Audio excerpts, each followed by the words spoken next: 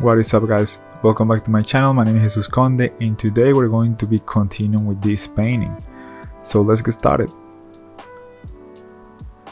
Alright guys, I hope you're having a great day, and today we're going to be basically just cleaning up this painting a little bit more.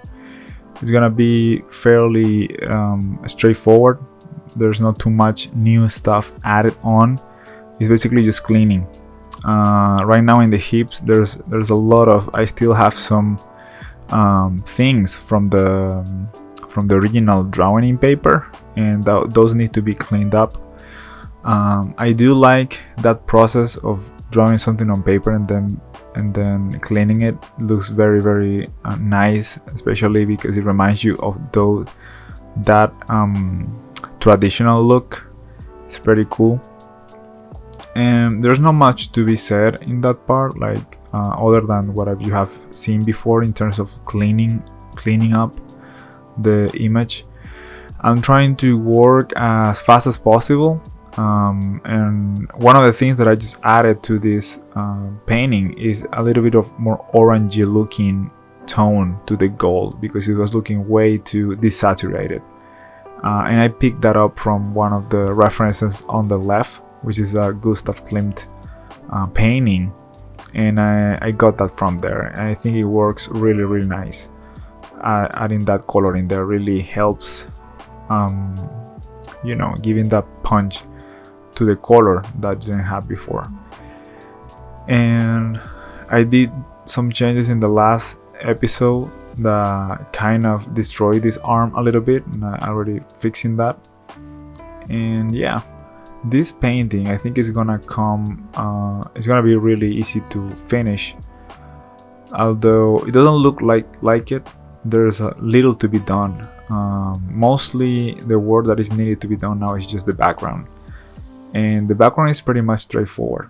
One of the things that I've been looking at on this image is that it looks a bit busy, so you're gonna see me on this episode also cleaning a little bit of the shapes, because they're looking way too much busy perhaps. They're like a lot of stuff going on everywhere, so I'm gonna be trying to finish that. The knees, I'm kind of making them, for some reason I had this thought that maybe my visual language of what a robot should look like, or a robotic person, or a person with robotic parts should look like, are way too based on what I like as a child. And one of the things that I used to like was RoboCop, and I know it's a very childish kind of design, but I did like that look, that it looked very mechanical. It didn't look too much, it looked like it actually works for some reason, and this kind of knees reminded me of that. And I was like, where do I get this idea or doing the knees like this? And I don't remember exactly how Photoshop like how RoboCop knees were, but I'm not sure. It's just something that got stuck in my mind. It should be this way, or at least maybe they tried to make it look like that. I don't remember very well, but it's a very simple kind of design for a knee. It's just a joint, rotation joint. This part was tricky. I decided to take out those petals because it was way too much stuff interfering with the painting. I will like these reflections to look like a continuous kind of thing, and having the petal in there, it was way too much distracting. Way too much stuff in the way. But yeah, I'm like trying to clean things and add details and testing some things here and there all the time, trying to find a way of finishing this painting. I will probably add a feet eventually there, and needs to be kind of like a Terminator feet, very like, instead of bones it will be all metal parts. I don't think I will be using a flesh feet. It could be. I don't see extreme reason of what it shouldn't. but I don't know. She has metallic hands. It will be really weird to have flesh feet, so it will probably have metallic feet too. And every time I get a chance to work just a tiny bit on the background, I will. Here I'm just testing out adding some details on the thing, and it looked good with just one hole. I ended up doing 2 in all of them, but I think I will go back to just 1 because 2 maybe looking too busy. What else can I tell you?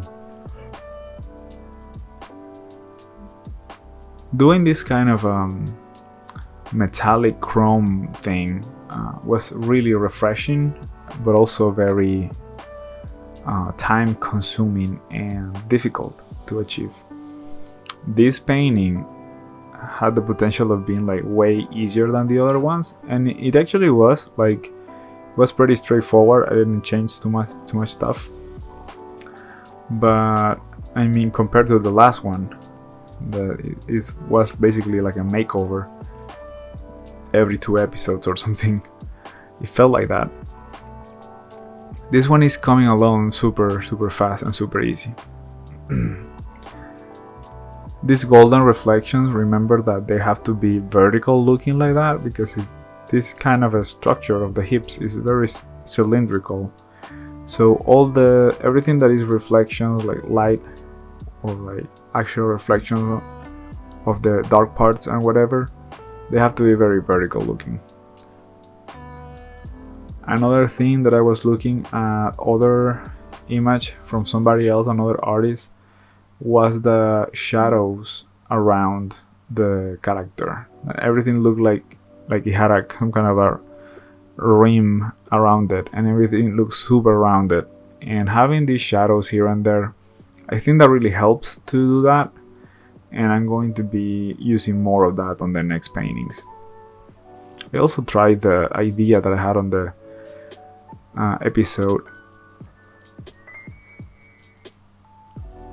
The idea that I had on the episode from before, that was adding a cast shadow behind. I don't know. It ended up looking super weird. I think it looks nice like this, like fully dark.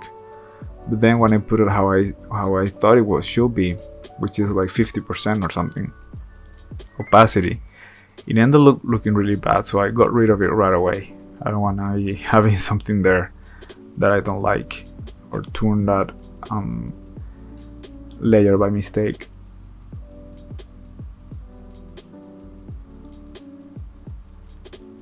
And I think overall we did a pretty good progress today. It wasn't like a huge thing, but we ended up cleaning a lot of stuff and fixing a lot of problems.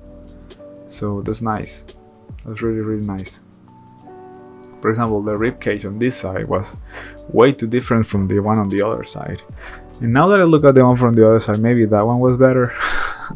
But I ended up using this one on this side because they look just too different. Needed to fix that. Let me see, what else?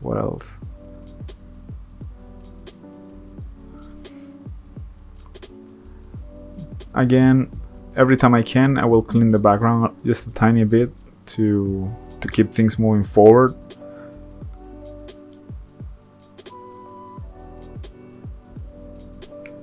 And this brush that I'm using has a color dynamics, 3% almost everything, but not the one that uses the background color.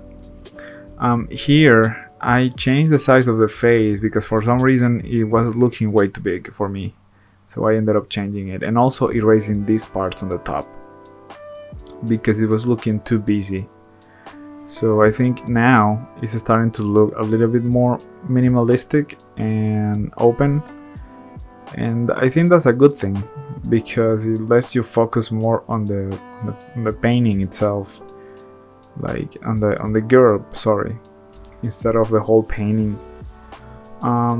This is also something I wanted to change, the jaw and a little bit of the face sides, to integrate it better to the rest of the head. And yeah, and I think that needed to be done to be able to imagine this thing properly.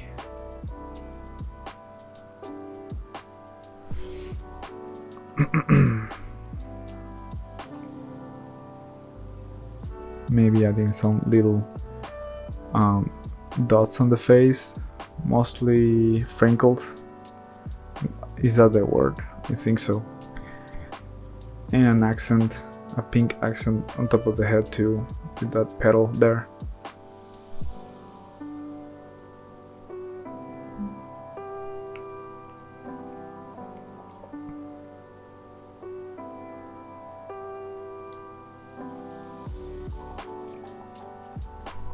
And I think this is pretty much it, actually. Like, today's progress was very scattered. Like, I did a lot of different things on different parts of the painting, but I think it ended up looking good. Still, there's a ton of things to do, but everything is pretty much straightforward. There's nothing too difficult to do from now on. Maybe adding some values to that lower part of the painting with the aquamarine green will be nice.